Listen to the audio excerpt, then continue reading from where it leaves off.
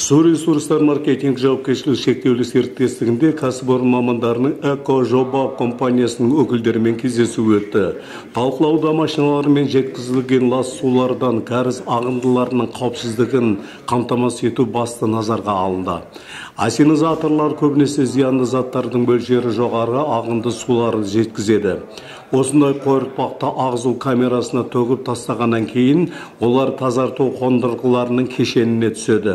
Зиянды заттардың асып кетуіне байланысты жағымсыз иіс пайда болады, дейді Су ресурстар маркетинг жауапкершілігі шектеулі серіктестігінің мамандары.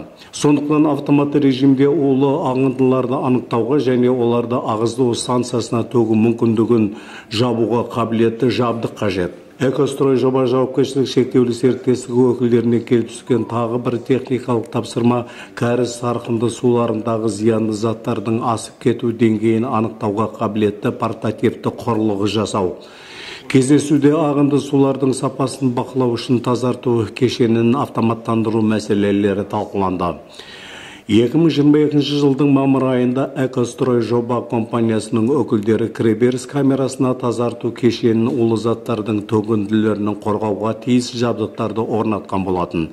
Негізгі міндет биологиялық тазарту технологиялық процесінің қауіпсіздігін қамтамасыз ету. Спектрофотометр орнатылды. Осы сезімтал құрылғының белгі беруі бойынша сырманы автоматты түрде жабу, содан кейін ағынды суларды улы заттар пайда болған жағдайда қауіпті ағындыларды бұру жүргізіледі.